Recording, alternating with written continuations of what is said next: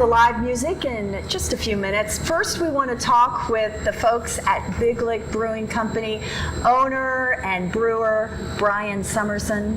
Thanks for being with us today, and thanks for letting us come into your brewery. We really appreciate it. Great to have y'all. Now, you guys have been growing rapidly. You're known for your small batches. Tell me a little bit about Big Lick.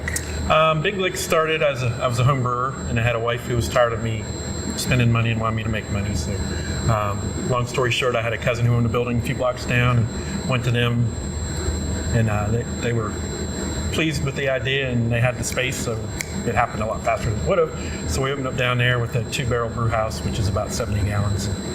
Open 3 days a week.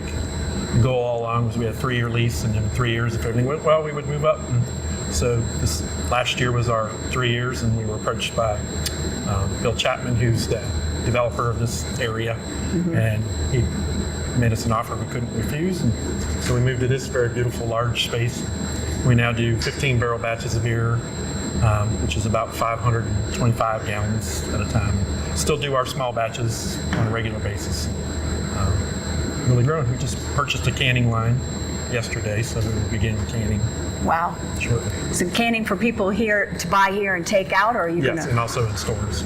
We are with a distributor. Our wives have a distributorship called Roanoke Mountain Distribution Company, so we're in a few restaurants, and yeah, the goal is to get cans out there. Now, you mentioned this beautiful building.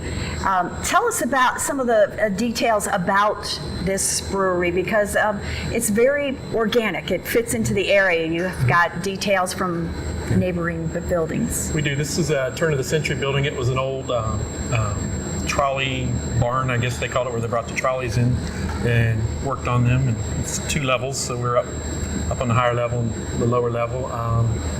Since then, when we got it, it was the Habitat for Humanity building. It's got this neat, interesting barn-shaped ceiling. All the wood in the ceiling is original. It was sandblasted to bring back its original beauty. All the wood, flooring, tables, stage, bar, all were wood that came from the building next door when they tore out some joists and they ripped it all down, and it's beautiful. It is beautiful. Now, you mentioned to me earlier that you all use some local ingredients in your beer. Tell us about that. We do. We use a couple different maltsters. Locals kind of, we get a good amount of grain from Copper Fox, which is in Sperryville, Virginia, up above Culpeper. We have a good relationship with them. Virginia grown, malted. We also use one in Asheville called Riverbend Malt House. Most of their grain is also grown in Virginia, but malted in Asheville. So we're big users, and if we can get something close to here, I'm all for it. What's the appeal in that? I think people like to buy local, grow local, freshness. Both of them do the old-fashioned malting and floor malting. They take their time. They're not in a hurry to push stuff out. It's just kind of good to have the local terroir. We use honey from the Botetourt beekeepers. And, get some hops every now and then, but mostly grains. Now, for anyone watching who has not been here, what's the vibe? We like to think it's laid back, wide open. We love the outdoor space. That's what we didn't have in the old space. It was kind of like being in a cave. We've got 7,000 square foot beer garden, fire pits. So this time of year, the fire pits are raging, and we've got the stage outside. So in warmer weather, we have the bands outside, and it's beautiful at night. The lights are all lit up. Colder weather like now, we have the stage inside. It's just laid back, and try to keep a good amount of beers, a good amount of beer styles on tap. Try to keep the music fresh. I was going to say, while everyone loves your beer, they're also loving the music you're bringing in. You have some big plans in the upcoming year. We do. This year, we did every Friday and Saturday night, and probably one of our common suggestions from patrons is maybe cut it back to one night a week. A lot of patrons just want to come in and have a beer and talk, and if there's a band going, it's hard to do that.